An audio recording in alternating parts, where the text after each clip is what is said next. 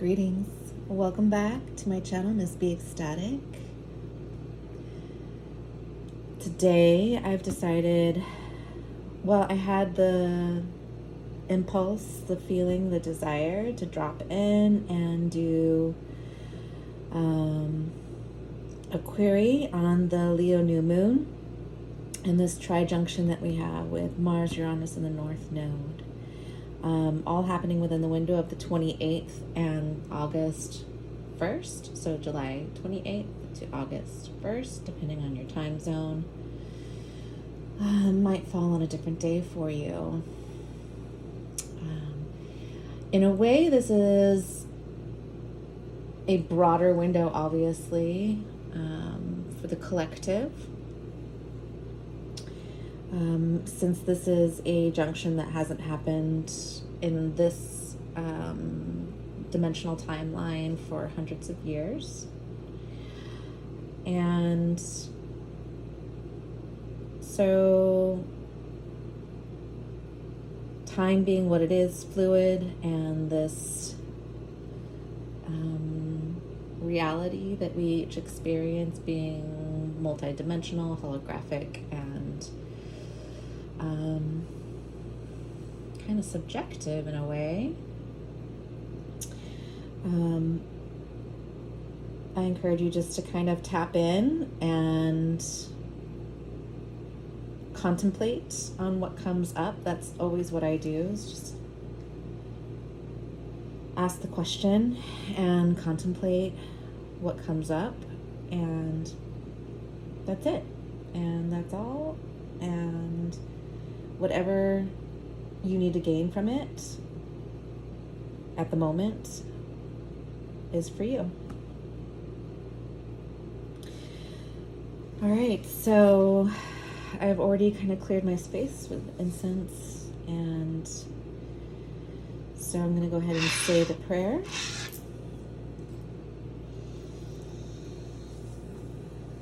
Clearing my space of any negative, unwanted energies, known or unknown.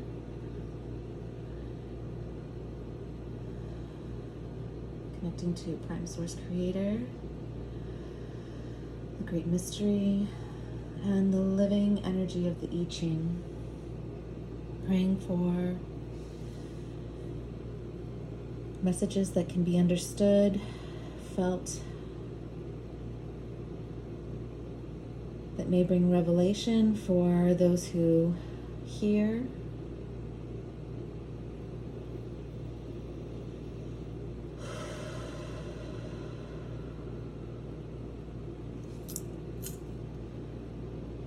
What messages are available regarding this new moon in Leo and the trijunction?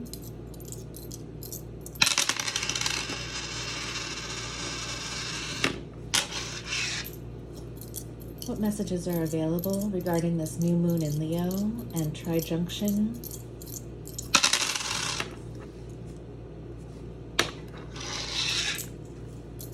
What messages are available regarding this new moon in Leo and trijunction?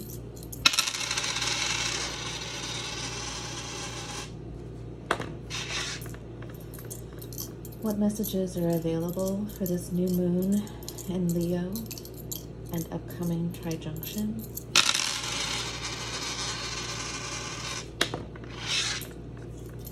What messages are available regarding this new moon in Leo and upcoming trijunction?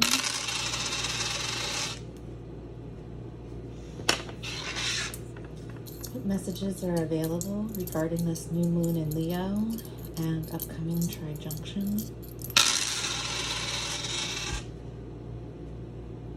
Okay, thank you. Thank you, thank you, thank you. So to begin, we have in the earth position, fire. And in the heaven position,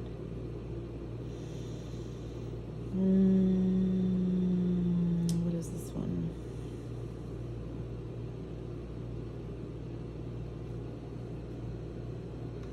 Oh my gosh, I'm drawing a blank. So I'm going to need to reference it real quick. Oh, yeah, just it's water. Fire and water. And that gives us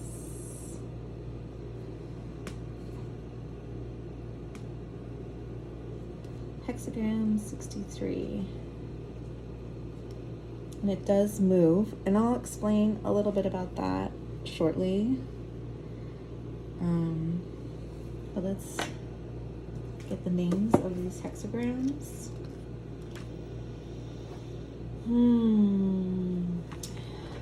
63 is completion.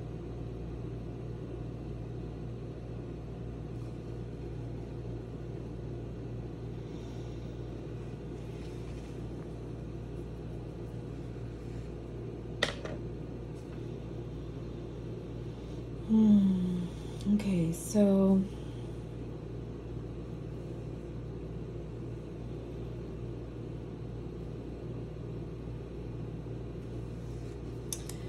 fire and water obviously are like distinguish one another. Fire extinguishes fire, and wherever there's and so the energies cancel I can't talk today cancel each other out.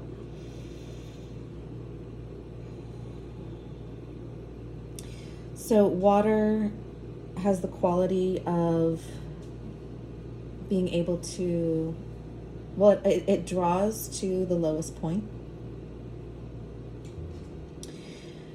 and it gathers, pools, but also it can get into small cracks. It can get into places unseen by the eye, like consider a flood.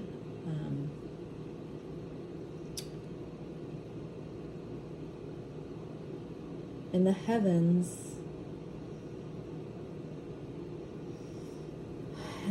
position,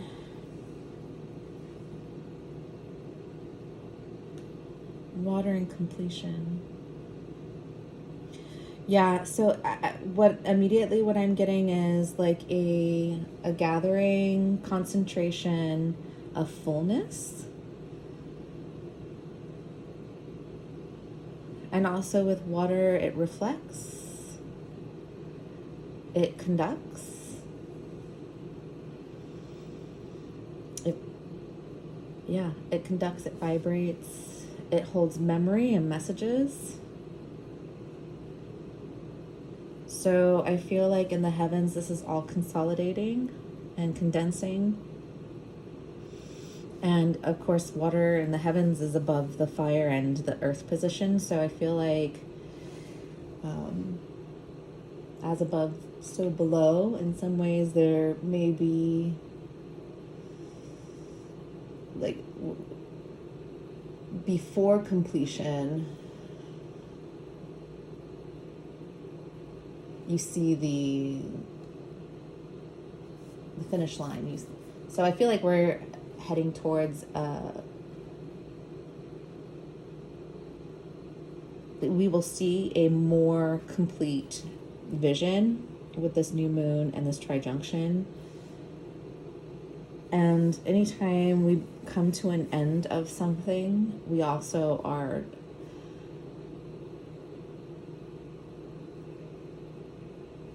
at the same time simultaneously beginning something. So I feel like maybe this is obvious, it being a new moon where we are ending a cycle and starting a new one, and then also this conjunction ending a series of larger cycles in this three-dimensional timeline and beginning new ones. And we've done that since 2020 with the Saturn and Jupiter conjunction in Aquarius. With fire on the earth position and in context of for completion, rubble, recycling, ferment, like After a fire in the forest, for example, there's a renewal. So what I'm feeling is like the completion of this cycle, or it is the beginning of it is like part of the renewal, part of the nourishment, part of the maturation, or what will feed the seeds below the surface, the seeds that will initiate the new cycles going forward. There is a moving line, which is an additional message. So we'll read that, and it is 5th line to the top. So in the Tao Oracle, the 5th moving line speaks to rest on the laurels of any experience only puts you back to sleep, and soon you'll be snoring away in unawareness. Old habits die hard, and the oldest and deepest of all is the habitual drive to ego to assert itself above all else. Watch out for delusions of grandeur now, and if you should fall prey to some old tricks of the mind, return to earth. Simple, everyday acts have the power to consolidate and strengthen any success. Wow, that's pretty good. Grounding in. Staying humble. So that's the main thing, and that's the main key word here I'm getting is stay humble in this completion process. As there's so much shifting beneath our feet and in the heavens, and there's so many processes that look scary and so many things unknown, that at any moment, if we're not aware or conscious of all the many layers of energies moving around us, or what's coming up inside of us, we could be knocked on our arses. So I find that to be a really interesting message. And anytime there's a moving line, it changes. It provides obviously a additional message and added texture to the hexagram. And in addition to that, it creates a secondary hexagram. And this is a little more advanced, I would say. So I'll go into it only briefly. But it turns the water to metal or heaven. So all yang lines. So fire stays fire, and since there's no moving lines in that trigram, and it turns the hexagram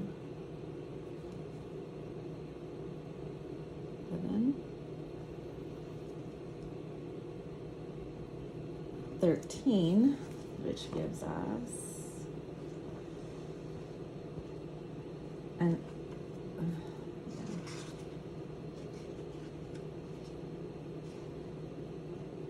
companionship.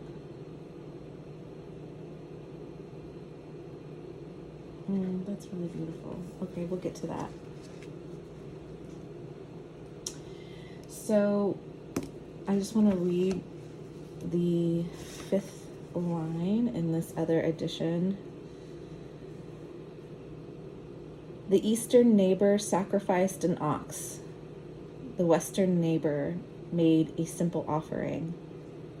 but he received the blessing.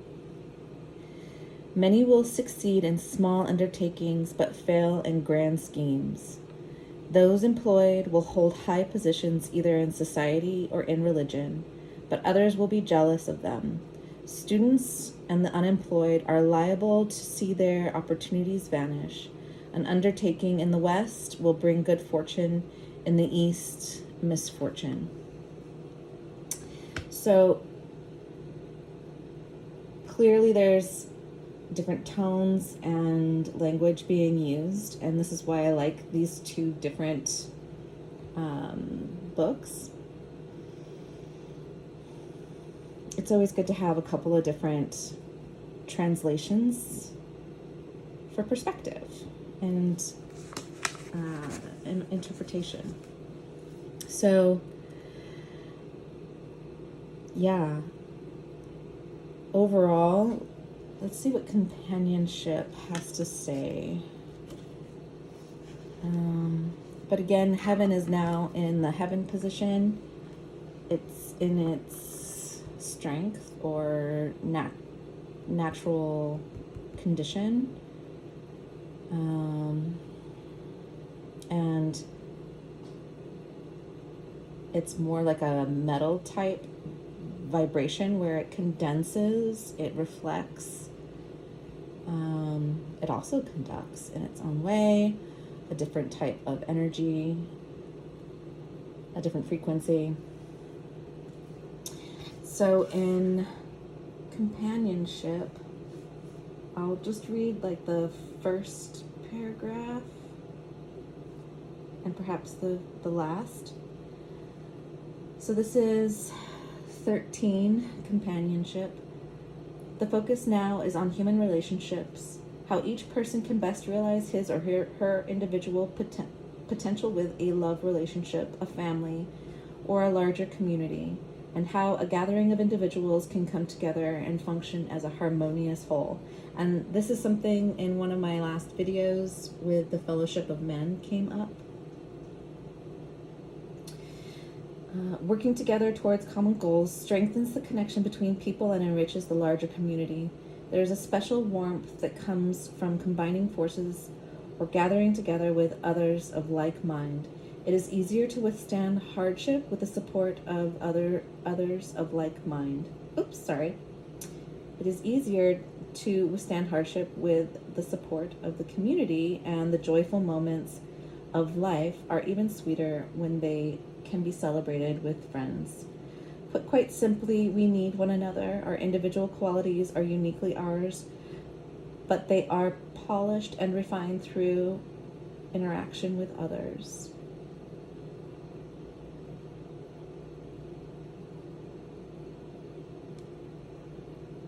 Finally, a spirit of harmony among friends, between lovers, or within a community needs to be centered around a core that serves as a kind of invisible glue to hold things together. This can be an individual who is loved and respected by all, or it can be a shared understanding and vision of life that moves in the hearts of each other.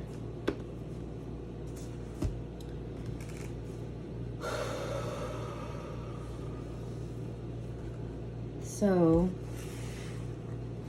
completion of cycles, remaining humble,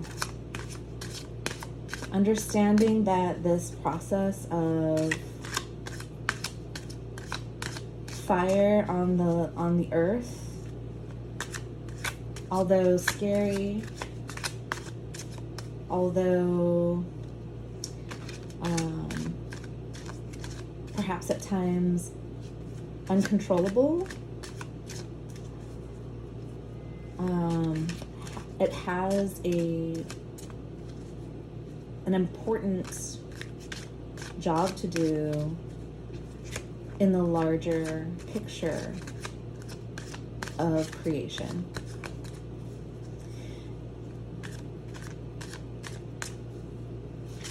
At this time, it's important to remain humble.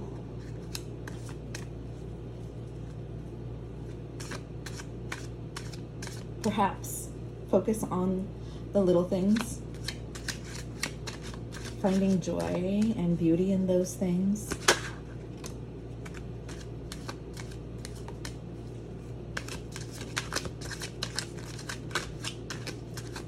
Sharing with others, creating communities that have common values and goals, and feed those relationships. Yeah. And just know that this will likely happen really quickly. Things will likely happen really quickly. Yeah, so we have Three of Pentacles here, which talks about working together, using each other's strengths to complete a task or to start a project or share in a project. Their hands are together. There's creativity. It looks, I'm not really sure what that is. It looks like a sword or a unicorn horn. I don't know, maybe butterfly with a unicorn horn. There's mirroring happening here at the bottom of the pool. So we need one another to grow, create, to see ourselves, to expand our awareness, both internally and in the world. Companionship. Beautiful. Temperance.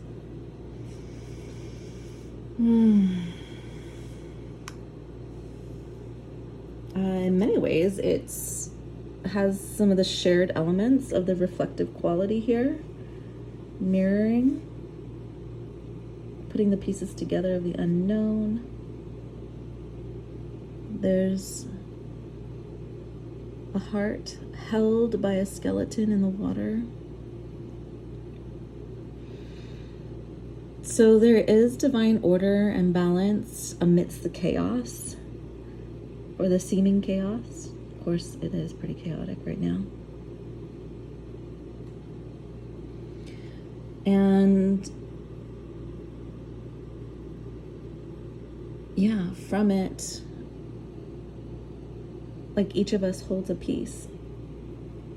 We're all here at this time. You're here watching, listening, but we're all here.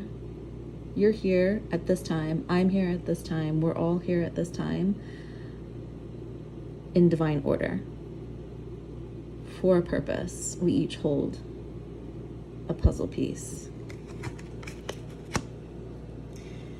And lastly is the Five of Pentacles. And I feel like this is like the other side of this cooperative aspect, and like playing to each other's strengths and sharing, seeing each other,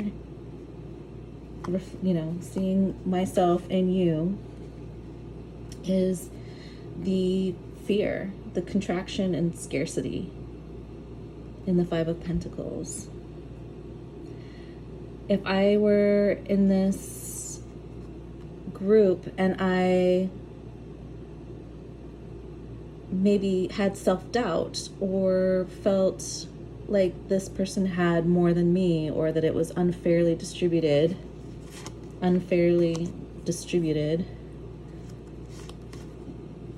then I'm feeding the energetic vibration of lack, scarcity, fear, and the world contracts. The opportunities contract. And there's these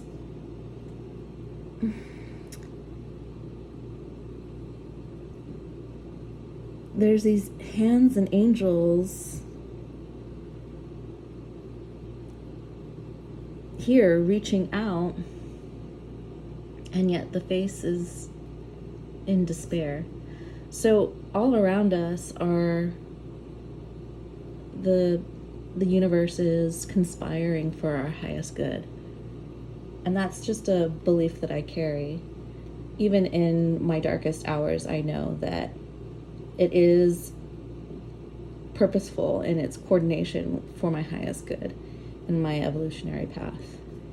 So even in these moments, there is something to be gained in the darkness or in the despair. So I think that it is an important aspect to keep in mind during this time, that there's help all around. So there's hands, so many hands in all of these cards. There are helping hands everywhere. The divine is conspiring for us to come together, to usher in a more balanced new cycle. So with that, I think it's a good place to stop, and thank you for your presence and being here and watching this far. And I'd love to hear what you're feeling, what your thoughts are, and what you're most inspired about in this contemplation. And today we had 63 completion that moved or has like a mutating or evolutionary path of the 13 in companionship for the Leo new moon and the conjunction with Mars, Uranus, and the North Node in Taurus. Blessings abound always now, brothers and sisters. Thank you, thank you, thank you, thank you.